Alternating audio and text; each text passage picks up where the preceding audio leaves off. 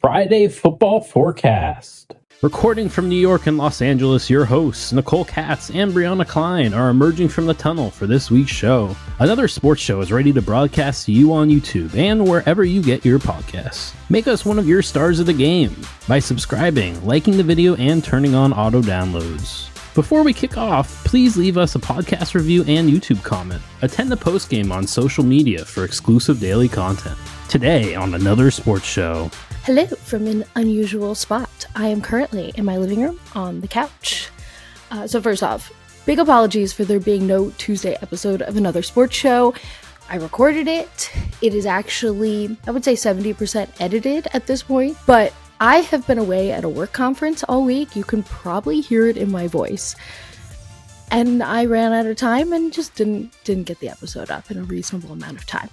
So, on this edition of Friday Football Forecast, I thought we could hang out on my couch, watch some Thursday Night Football and the Mets-Brewers game to figure out who the Phillies are going to play together, preview this week in football, and then at the end of this episode, there was a lot from that Tuesday episode of Another Sports Show that is no longer relevant. You don't need to hear my reactions to Week 4 in the NFL anymore. But I am going to throw in one segment at the end, which just makes me giggle when I watch it back. Because I was, and still am, unbelievably overjoyed that the Phillies won the division this year. So I did a whole segment on that. Plus, I put together some of my favorite podiums on that topic that I've ever done. I'm also going to include the quick segment I did on the NFL teams that have a bye this week, because I think that is all pretty relevant still. So, this is the Friday Football Forecast. You're going to get your full normal preview, just with a little bit of a sore throat and voice, because work conferences mean I've been talking for days in very loud rooms. So the vocal cords are a little sore, but I promise back to a normal scheduled program next week. Take it away, voiceover man. It's another sports show, but it's not Game of the Week. Let's kick this all off with Bills Texans. It is so easy early season NFL to fall into a trap of overreacting or underreacting to a limited sample size. There's only been 4 games. And this week's Game of the Week in Bills Texans feels like a fantastic example of both of those things. I could probably talk about both for the Bills. Through 3 weeks, the Bills looked like the best team in the NFL. And then they got stomped on by the Baltimore Ravens in primetime football. And whether we all care to admit it, when all of us are watching the same game in primetime, it has an outsized effect. So I really wanted to make the Bills one of the teams in the Game of the Week because I do not think they are as bad as the Ravens made them look in primetime. But then on the other side of this game, you have the Houston Texans, which were really the media darling team of the NFL offseason. People taking them from a playoff contender, division winner, hopeful, to a Super Bowl contender this offseason. And they haven't looked that way so far in this NFL season. So I think there's been overreactions about the Houston Texans and the potential impossibility of that prediction. I think what I'm really looking at in Houston is the offensive line, and particularly their ability to run block. Overall, their offensive line is graded in the top 10 by PFF. They have a middle of the road pass protection win rate according to ESPN, but they're in the bottom chunk of the league when it comes to run blocking.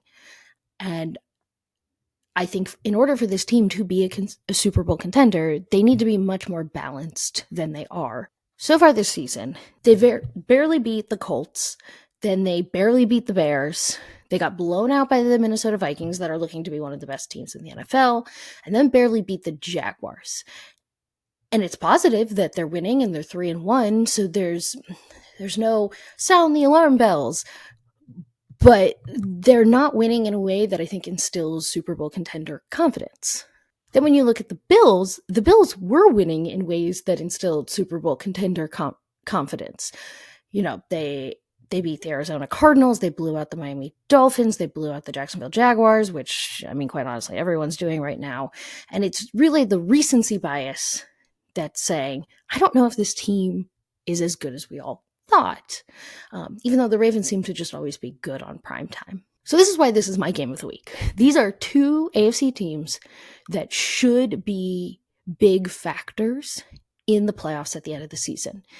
And it's a week 5 matchup where they both probably feel like they have a lot to disprove on the line.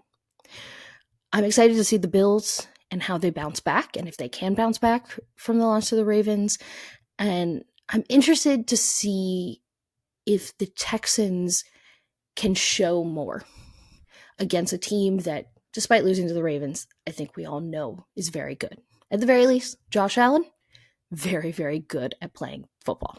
I have the Bills winning this game, bouncing back from their Ravens loss, but I think it's going to be a close one. Hey, wipe your shoes on the doormat before coming inside. This is the segment I look forward to probably the most every week in this recording, because it is weirdly fun in my NFL obsessed brain to dig into some of the worst teams in the league. So this week's Doormat game of the week is Broncos Raiders. And let's start with the Denver Broncos. So the Denver Broncos are 2-2. They beat the Jets in week 4 in one of the most miserable games to watch, and I will forever be happy that I only consumed about 4 minutes of that game. Didn't need to see much more than that in the 10-9 win, and really I just watched the end with the field goal mess. But they are on a 2-game win streak, beating the Tampa Bay Buccaneers the week before 26-7. You know, the same Tampa Bay Buccaneers that I got to watch destroy my Philadelphia Eagles. That being said, this offense is really not good, and I think that's what puts them in the doormat contender. They score a touchdown on a league worst 4% of their offensive series results. This ties them at the bottom of the league with the Patriots and the Miami Dolphins. They also punt the ball 24% of the time, and the only team that has punted the ball more in this early season are the San Diego Chargers. Wow, I really just did that. Are the LA Chargers. I haven't made that mistake unintentionally in a really long time. Normally I purposely make that mistake as a joke, but nope, that was a slip up. Oops. Essentially, if you quantify the results of the Denver Broncos series year to date, it's the worst in the league. What makes them an interesting team, in my opinion, is if you quantify their defensive series results, they're the third best team in the league. They're only allowing touchdowns 5% of the time. They only allow a field goal 8% of the time, and they're tied for first in the league in forcing punts at 22% of the defensive series. All of this, again, ranks them third in the league. So I do feel kind of bad calling the Denver Broncos a doormat team, because I don't think there's anything doormat about that defense. But as someone who has been forced to watch that offense play, I think they categorize. Now let's talk Raiders. Raiders are also 2-2, having lost to the Chargers and the Carolina Panthers. But they did beat the Cleveland Browns in week 4, and they somehow upset the Ravens. As an aside, this is why the NFL is great, because even these teams I'm calling doormat teams, they still could win any game. So I'm excited to see how they match up with each other. Quantifying offensive series results, the Raiders are not much better than league worst Denver Broncos since they rank 25th, but they do score touchdowns 8% of the time, which puts them double the amount of the Denver Broncos. And then if you want to quantify their defensive series results, they're ranked 13th, but they're allowing more points for sure than the Denver Broncos. Touchdowns 9% of the time and field goals 11% of the time. The stat that seems to be holding back the Raiders defense is that only 3% of defensive series have resulted in a turnover. The only team in the league with a worse percentage is the Jacksonville Jaguars with 2%, and they are tied with the Browns and the Rams at 3%. The good teams in the league are hitting at least 6%. And even some of the bad teams in the league are hitting 6%. In summary, neither of these teams have the offensive side of the ball figured out to varying degrees. Both of these teams seem to have the defensive side of the ball figured out to various degrees, which is why I'm excited to watch these teams play. If this was being played on a neutral site, I think I would pick the Raiders, no problem. Again, that Denver offense, even though their defense is better than the Raiders' defense, I don't know if Denver can put up any points. But since Denver's at home, I think I'm going with them. Hungry dogs run faster. Here on Another Sports Show's Friday Football Forecast, there's rules to who counts as an underdog. We cannot just pick a team that isn't favored. We have to pick a team that isn't favored by over 3 points in the spread, because we do not allow ourselves to chicken out and pick the Houston Texans as the underdog pick of the week when the spread is 1 point. That's not an underdog. That's a toss-up game. But for that reason, here are my options for underdog pick of the week this week, in a week where it seems like many of the teams are very closely matched. I can pick the Carolina Panthers on the road at the Chicago Bears. I can pick the Arizona Cardinals on the road at the San Francisco 49ers. Oh, by the way, the Carolina Panthers are 4-point dogs, and the Cardinals are 7.5-point dogs. I can pick the New York Giants on the road at the Seattle Seahawks, 6.5 points. Or I can look ahead to Monday night and pick the Saints on the road at the Chiefs, 5.5. Now, an underdog is always hard to pick. That's the whole point of this. But I don't know, it feels like a particularly rough week. I guess I'm going with the New Orleans Saints over the Kansas City Chiefs just because I have to pick one, and eventually the Chiefs have to lose. They're not going to go undefeated. No team in the NFL goes undefeated. Right?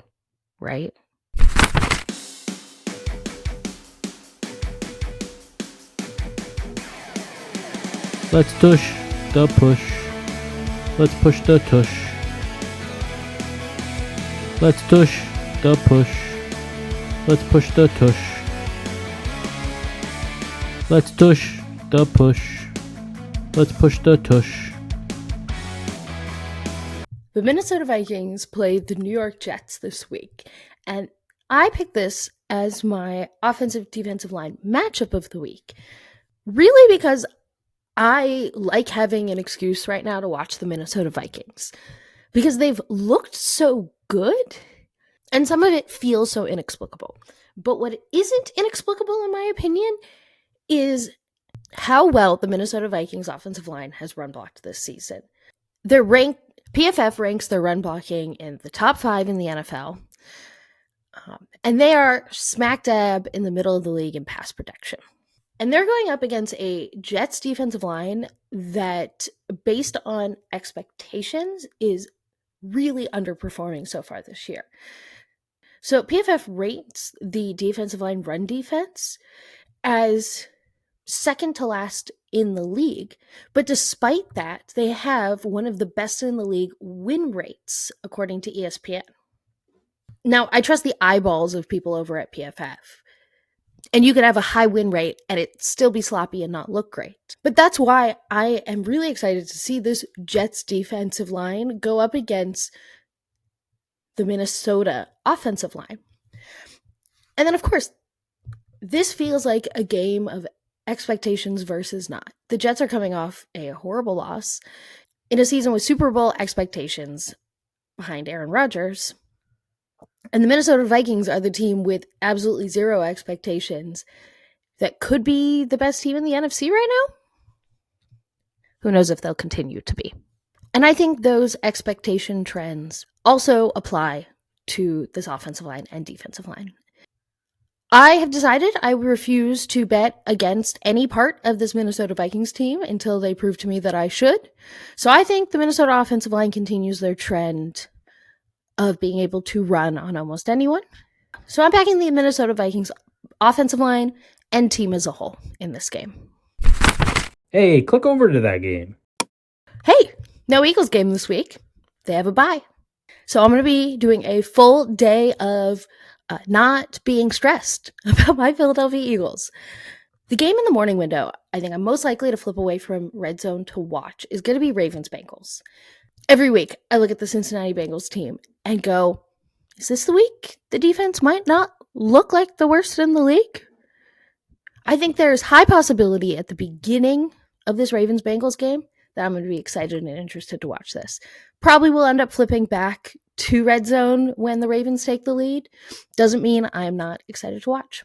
And then in the afternoon window, I know I'm most likely to click away and watch the Cardinals 49ers. The Cardinals have been a fascinating team to me this year because Kyler Murray has looked good. The team has looked better than expected overall, and the 49ers are very injured. Plus, I'm a hater at heart, and I like watching the 49ers lose. Now, I don't think they're losing this game, but if at any point this game looks competitive, I know I'm going to click over really fast. College Football Corner. Now, in the Forever in the Vault, another sports show episode from Tuesday, I did talk a lot about how good that Georgia-Bama game was. And I have to say, I highly, highly doubt this week's College Football Game of the Week is going to live up to that. But this week, I went with the only top 25 head-to-head matchup on the schedule. Number 9, Missouri, traveling to take on number 25, Texas A&M. Missouri's number 9 because they haven't lost. They beat Murray State, Buffalo, Boston College, and Vanderbilt. But last week, they had to beat Vanderbilt in overtime, and the game against Boston College was really close. So that number 9 ranking feels a little misleading, but I'm not sure there's many juggernaut teams in college football this season. It's probably Alabama, Georgia. Texas A&M, on the other side, lost to Notre Dame in week 1 of the season. They blew out a team they were supposed to in week 2, beat Florida by 2 scores, and then in the last couple weeks, they seem like they squeaked out wins against Bowling Green and Arkansas. So as you can hear, I'm skeptical of both of these teams. I think I'll forever be skeptical of Texas A&M until they tell me not to be. But in a week where no other ranked teams are playing each other, I have to call this the College Football Game of the Week. Plus, I think people are clamoring for a reason always to believe in Texas A&M. And despite my personal skepticism on Missouri, I think if Texas A&M manages to win at home against Missouri, I think they'll be ranked a lot higher than 25 next week. And I just said, I'm skeptical of Texas A&M always, so I'm going to back Missouri. And if they win, despite me not believing in Texas A&M, I'll stop saying they're undeserving of their top 10 ranking. Upset alert. I'm deciding between 3 teams for my upset pick of the week. I have to say, I did look at Miami traveling to Cal getting upset. And while I didn't land on it as my official upset pick of the week, I wouldn't be surprised if that happened. I did pause for a moment and think, Clemson, ranked 15th, traveling to Florida State for a half a moment. And it felt like all the years of, I was like, oh, yeah, Florida State could upset Clemson. And then I paused and remembered what Florida State looks like this year. And I immediately moved on. So what I decided to land on is South Carolina upsetting number 12 Ole Miss. And I have to say, it's just a vibes, a feeling. I like to pick home teams. I still have South Carolina almost beating LSU in the back of my brain. It's there, percolating. So while South Carolina, no, they haven't been good. They're coming off a week of rest. Those are the really analytical, well-thought-out reasons about why I'm picking South Carolina over Ole Miss. Again, conference brain, come back on Tuesday for good, hard-hitting analysis. Today, vibes. All right, welcome to the part of the program where I'm going to include a couple of segments from the Tuesday episode that never was. I am currently watching Mets Brewers on the edge of my seat, rooting for the Brewers because I don't wish joy for Mets fans or Mets at all. I hope that when you're all listening to this, I'm happy because the Brewers won.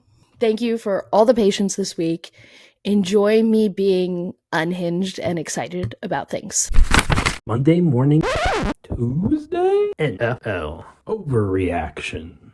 Which NFL team going into their early bye next week needs it the most? This is a mean place to start our Tuesday morning NFL overreactions. I'm not a fan. Mean. But, all right. Let's do it. In P3. The Chargers. Well, the Chargers were more competitive with the Chiefs than I think most people expected. Particularly their defense holding Kansas City to only 17 points. The Chargers are probably frustrated with that game. So far, they beat the Raiders and the Panthers, two not good teams. And caveat, Panthers with Bryce Young. And they've lost to the Steelers and the Chiefs, two likely at least playoff teams, if not two of the best teams in the AFC. I think the Chargers want to be in that playoff contention spot, and being 2-2 and losing to the good teams is probably frustrating. But they're only P3 on my podium. In P2. The Tennessee Titans. As of recording this, the Titans have yet to play the Dolphins. That being said, they are 0-3, having lost to the Bears and the Jets and the Packers without Jordan Love. This is not a good Tennessee Titans game. They are in full let's regroup and how to salvage the season mode. I think they need the bye to try to think long and hard about how they are going to do that. And I think that is true. I would probably put them in P2 even if they beat the Dolphins. In P1. My Philadelphia Eagles. There's so many angles why they need this bye. They need their wide receivers back, being without Devontae Smith and A.J. Brown, not good. They need their right tackle back in Lane Johnson, not good. They need to figure out how to play clean football, and Jalen Hurts needs to figure out how to not turn the ball over. And then on defense, Vic Fangio needs time to sit there and figure out how to hide the talent deficits that we knew existed on this Philadelphia Eagles defense. That, quite honestly, this defense was designed to just be able to keep the score down enough that our offense can outscore them. But it's even worse than I expected. Watching that Tampa Bay game today was rough. So I don't want to be all doom and gloom about the Eagles, but I think of all these teams, I think the Eagles really need this bye to pause and regroup. And yes, that leaves the Detroit Lions off of this. I think the Detroit Lions are doing just fine and probably would have preferred a bye later in the season. Related to your Eagles woes, is this Washington's year to win the NFC East? Maybe. I don't like to break down the Eagles, especially the day they lose. I'm emotional and worked up about it. But it's been a couple days since the Cowboys lost, and the Cowboys made the Giants look like a relatively competent team with the way that their defense could drive down the field. Now, they couldn't punch it in, and I don't think that was about the Cowboys. I think that was about the Giants being... Look, we know the Giants aren't good. So the fact that the Cowboys made the Giants look competent... and then the Eagles got completely crushed by Tampa Bay, and really just Jalen Hurts has not looked great all season with the amount of turnovers he's creating, and which goes back to last season. While I don't watch Washington and see a complete football team or see a team, like I see a team with a rookie quarterback who is coming into his own, but that doesn't mean he's going to be lights out all season. Somehow in the division, Washington has become the team with the best vibes. And I think that's more about an expectation to outcome sort of deal. Washington has a rookie quarterback who looks good, and nothing feels better than a high-performing rookie quarterback, particularly if you're a team that has been waiting and looking and searching for that quarterback for years and years and years. I still think Dallas and the Eagles are both better, and we'll see which one of them figures it out. But neither, I feel differently right now if either Dallas or Philadelphia were 1-3 right now. They're both 2-2. The Eagles are going into the bye. I think one of them should figure it out and win this division. I think it might be close. It might come to the end. I just expect rookie mistakes to happen over in Washington. Now, if Dallas and Philadelphia, if neither of them get it together and they continue to look like this for the entire season, both of them, yeah, seems like Washington's year. I can't believe I'm saying that. But I think this question comes from, and this feeling comes from, more the performance related to expectation that we're seeing between these three teams, and not necessarily the fact that Washington is becoming some world beater, definitely going to win the division team. It's just they're outperforming expectations, and that feels better versus underperforming. For the first time since 2011, your Philadelphia Phillies are NL East champions. How are you feeling, Brianna? I am feeling great. Yes, I have been happy about this since they clinched last week. I know I threw a little bit about this into last week's episode because it was coinciding with last week's episode being released, but I didn't get to sit down and talk through this. And this is the moment, the opportunity.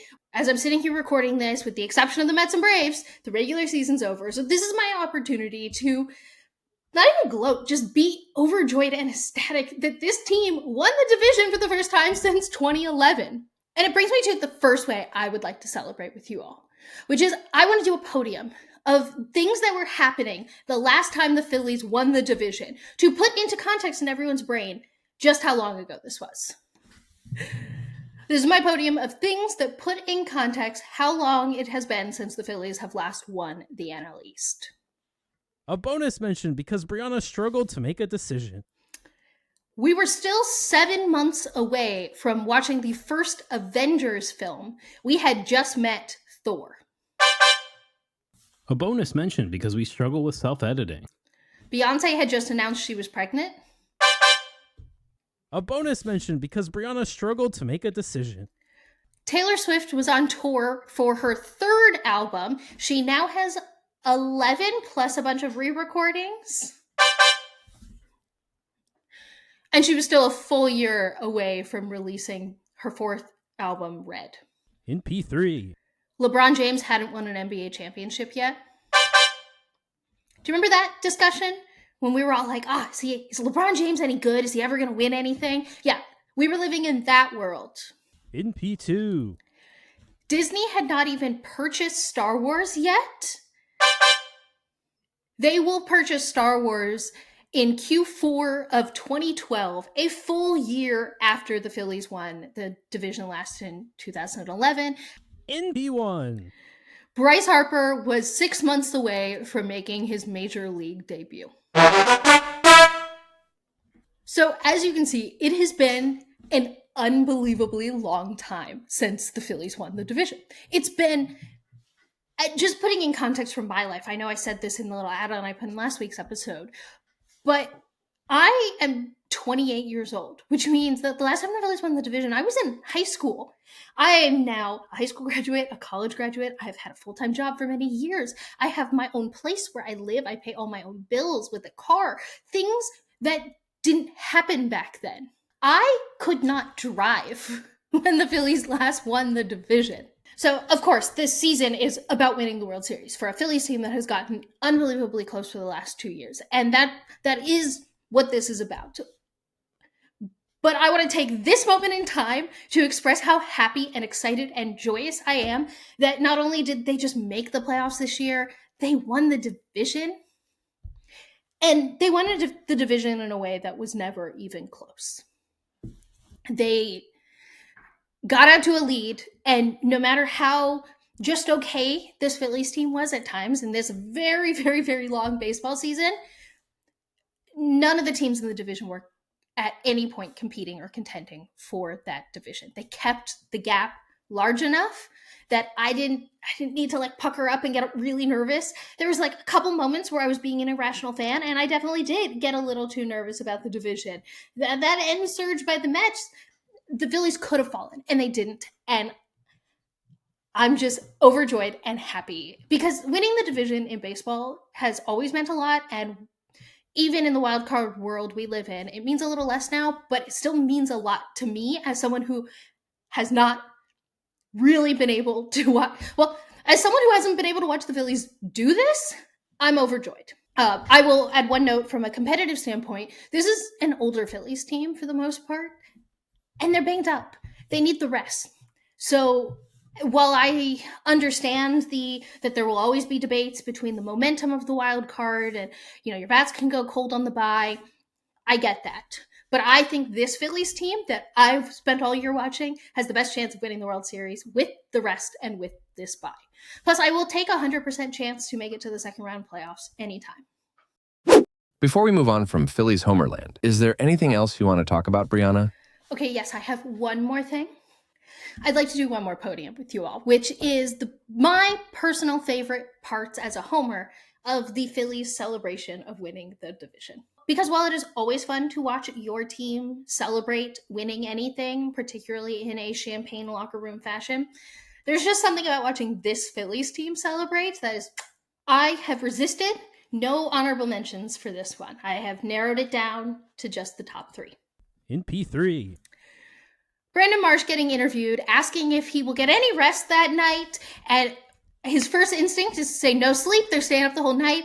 And then you see the moment of recognition that there's a game the following day, and he decides that they should get a little sleep. in P2, Garrick Stubbs, chief vibes officer for the Philadelphia Phillies, knowing that he is playing the next day for the hangover game, takes a shot of tequila and shouts to bet over on a stubby homer the next day. in P1, Garrett Stubbs, the aforementioned chief vibes officer, also the man in charge of the Clubhouse playlist, commissioned local Philadelphia DJs to create the winning mix just for this Phillies team. It's about a 55-minute mix. It includes a ton of Phillies Easter eggs, including Brandon Marsh's Stay Loose and Sexy, among others. It's a fun mix, but after 2 years of dancing on our own, we knew that was going to be retired. This has been teased all season, and for it to drop and them to finally share it with us, so much fun. I don't understand how you could not like the Phillies. They're just such a fun team. Both Aaron Judge and Shohei Ohtani had incredible MVP-deserving seasons. But in typical sports talk radio fashion, let's make this dramatic. Who had the better year, Ohtani or Judge? I think it has to be Aaron Judge. For starters, strictly on the basis that Ohtani DH'd and Judge has to go out there and be a center fielder. And that means he's impacting more of the game. Just looking at their total WAR on the season, wins above replacement, that really shows that. Judge is 11.2 for the season, and Ohtani ended third place in the league, so don't misunderstand this, at a 9.1, which is incredible considering he's only playing offense. But because Aaron Judge impacts both halves of an inning, I have to land on Judge, but I think it is worth celebrating how insane both of these seasons are. Maybe not celebrating as someone from a rival team, maybe not celebrating as someone who supports a rival team, but acknowledging. I don't think on the podcast enough through regular season baseball we have talked about both of these players. Judge ended the season with an OPS of 1.159. He hit 58 home runs, 144 RBIs, if we're looking at counting stats. Ohtani ended with an OPS of 1.036, 54 home runs, 130 RBIs, and the number everyone's been looking at, which is the 59 stolen bases. He did not quite make it to the 60 he was going for. So yeah, both of these players are winning the MVP, are deserving of the MVP. Ohtani put in one of the most incredible offensive performances we've seen. But in my opinion, I think Judge had the better year, considering he also had such a strong defensive year in center field. Wrapping up the MLB regular season, let's chat about a pair of teams not heading to the postseason. The White Sox secured the worst MLB record ever. The Angels missed the playoffs for the 10th consecutive year. Both should be relegated if that was an option. But if you had to pick only one, would you relegate the Angels or the White Sox to the minor leagues? Oh, what a silly question about two really, really, really bad teams. All right, I think it's the Angels. And while that might sound shocking, because yes, the White Sox did set a new record for the worst record ever in baseball. The interesting thing about the White Sox is that they were not trying to be this bad and almost accidentally became this bad, because it has to be in baseball where most teams are within 10 games of going 500 throughout the whole year. It's a statistical anomaly to be that bad. Ask me in a couple years if they are this bad next year and the year after that. But right now, the Angels are a team designed to just not lose money for this ownership group. And they every year feel like they come into preseason saying, well, we're definitely trying to win this year. No, you're not. No, you're not at all. They are just not trying to win, because if you are a team that is actively trying to win, you do not miss the playoffs for 10 consecutive years. And nothing deserves relegation more, in my opinion, than missing the playoffs that many times. It's time for the final buzzer. When the Baltimore Orioles went to celebrate clinching, making the playoffs, they made Jackson Holliday his own personal kitty corner that included some hand-colored drawings, some alcohol-free beverages, and even a sign that said, "Baby's first playoffs."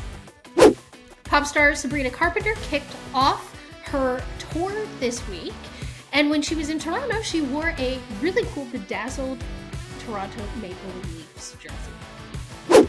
Lewis Hamilton was on the cover of Style magazine, and for Sunday Times Style, he ranked his top 10 off-track fashion looks. It's a great watch. Go check it out.